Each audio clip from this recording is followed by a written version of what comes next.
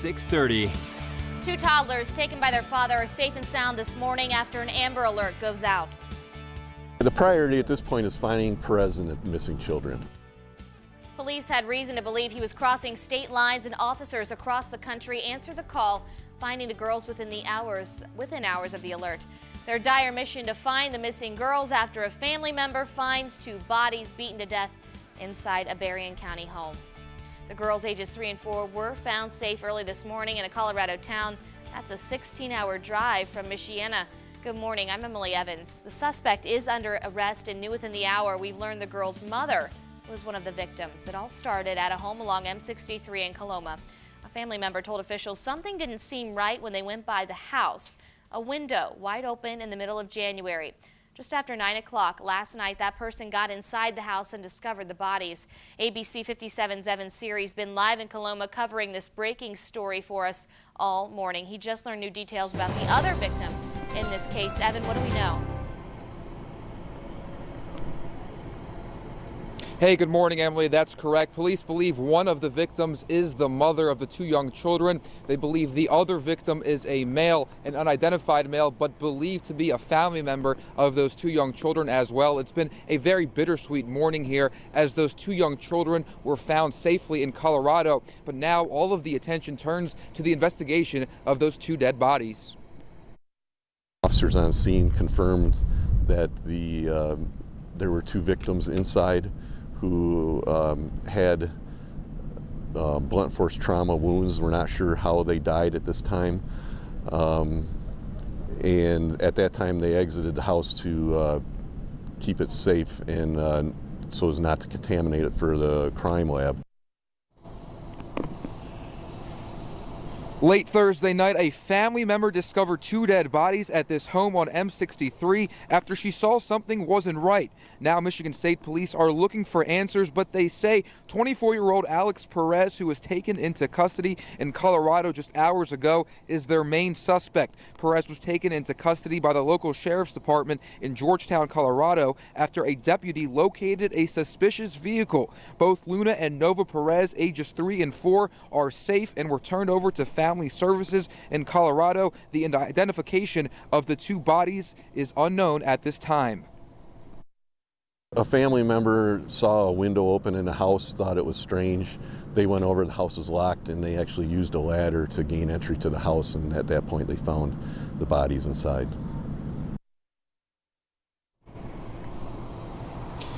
Now, as you can see behind me, the scene here is still very active. The crime lab units are still here. Multiple police squads also still here. Alex Perez will be extradited to Michigan in the next couple of days. Police tell me Perez is not speaking to the sheriff's department in Colorado at this point. They do, however, assume that he was driving towards California. He actually just got back from California to Berrien County about a week ago. But besides that, very little information is known at this time. Again, both young girls are safe and sound. Alex Perez is in custody.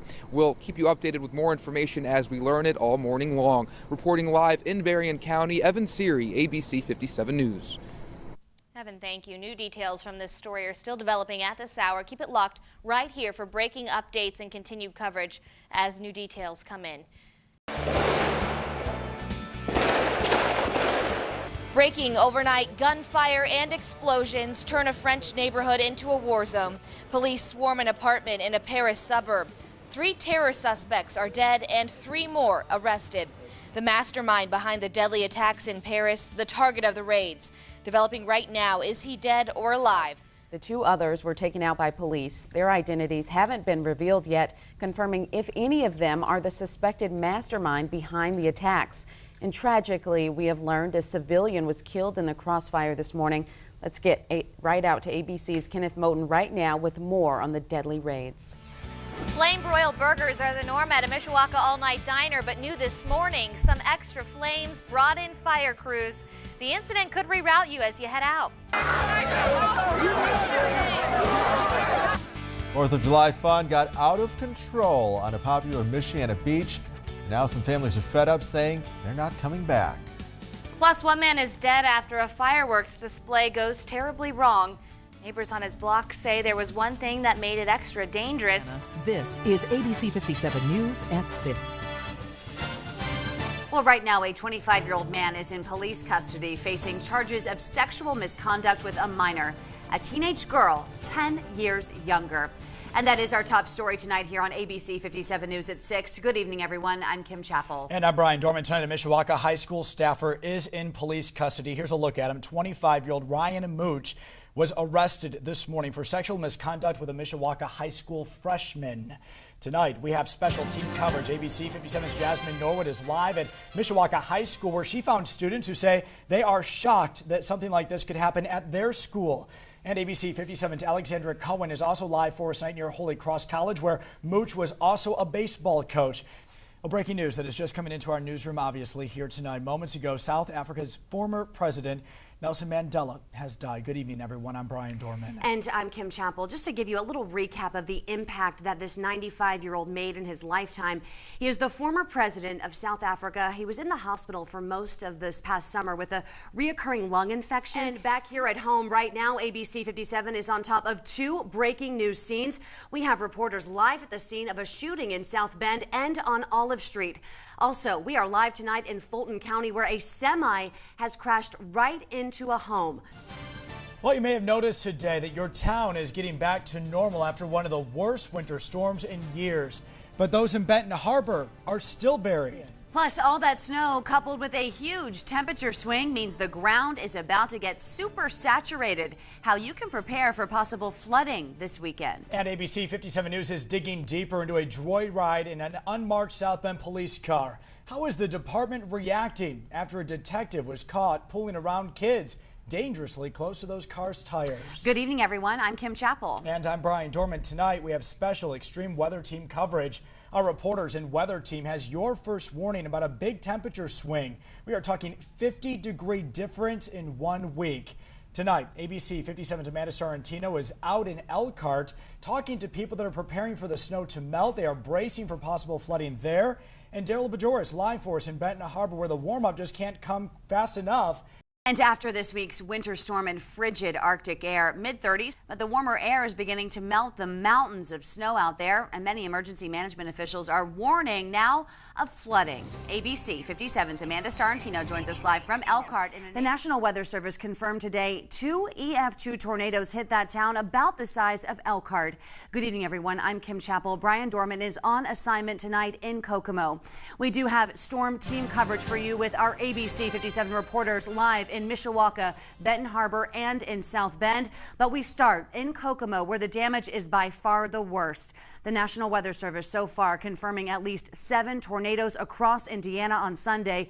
2 of those carved a path straight through Kokomo.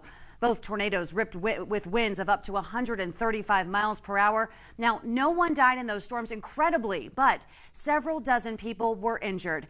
And that is where our special coverage begins tonight with my co-anchor, Brian Dorman. He joins us live in Kokomo off of US 31 on the south side of town. Brian. Kim, the damage is as far as you can see here tonight in Kokomo. And in each home, there is a story of survival. And tonight, perhaps you're going to hear the greatest one. The sun is setting, the temperatures dropping, and families are scrambling tonight to stay warm. Tonight, ABC 57's Jasmine Norwood joins us live with the progress being made in Benton Harbor. Jasmine.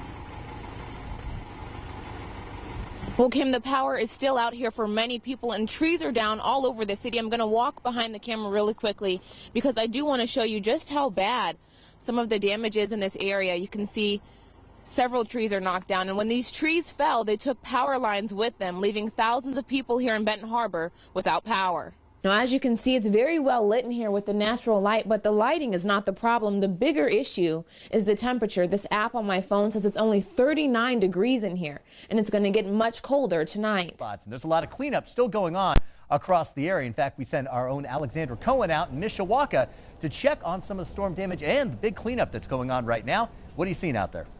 And take a look at this. A huge tree brought power lines down at the intersection of East Donald and Hoke Street last night. Include former President Jimmy Carter and former Secretary of State Condoleezza Rice. Now, if you don't have a ticket, we will be broadcasting the service on ABC 57 live there, and also we're going to broadcast the memorial tribute on the CW25. I'm going to have more information on that coming up in the next half hour. I'm live at Notre Dame this morning. Brandon Pope, ABC 57 News. The Grotto of Our Lady of Lourdes has been full of students, staff, and people from across Michiana. They've been paying their respects to Father Ted since his death Thursday night. Hundreds of candles have been burning since the news of his death, and the church choir could be heard singing in the background last night. Many mourners made their way from the visitation at the Basilica down to the Grotto. And there's a long list of services for Father Hesburgh today. As we mentioned, you can pay your respects at a public visitation through 10 o'clock this morning at the Basilica of the Sacred Heart. There will also be a public memorial service held after today's funeral at 7:30 at Purcell Pavilion. The funeral, again, is by invite only. It will, though, be streamed online, or you can watch it live right here. And right now we are starting with breaking news happening out of our nation's capital, Washington, D.C., where a car chase from Capitol Hill to the White House ends with gunfire.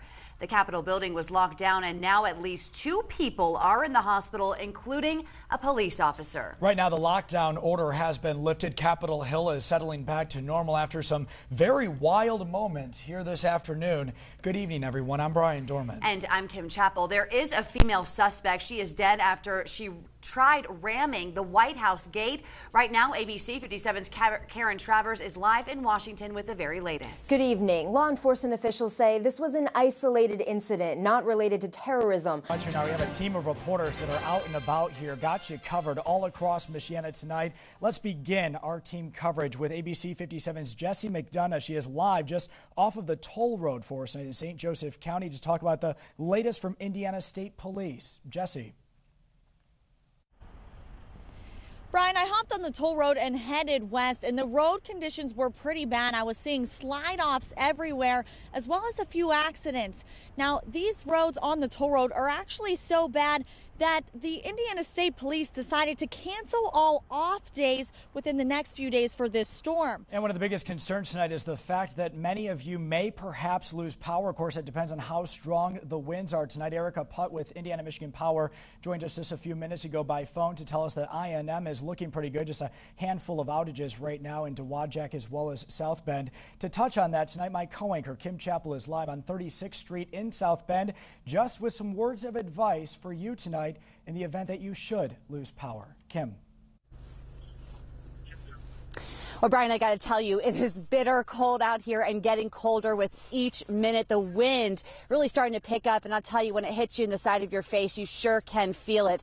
And that wind is a concern for power crews as they brace and prepare for this storm. Here is their biggest concern right now. It's this snow that you can see piling up on branches, but it's not the ones that are low to the ground, of course, that they're concerned about. It's the ones up here, close to those power lines all across the region. All it's going to take is that snow piling up and one strong wind gust for them to have a power outage on their hands, and the family inside, of course, left in the dark, in the cold, in this bitter cold snow system. Now, I do have some last-minute tips. You're probably wondering why I've got chocolate syrup in my hand here. We wanted to bring you some last-minute tips as these cold temperatures, the coldest in 20 years, move into the Michiana area. First of all, right here, don't forget to make a plan. It is still not too late. Have a friend, have a family member, someone that can be expecting guests in case your power does go out. Also, right now, don't forget, again, not too late, right here. Charge your cell phones, charge your computers, your tablets. Be prepared to rely on those devices should your power go out and you need to get in touch with people. Now, lastly, another tip we want to give you. This one's coming from NIPSCO, right down here. Never, ever use your oven or your stove. We're going to put a big X through that.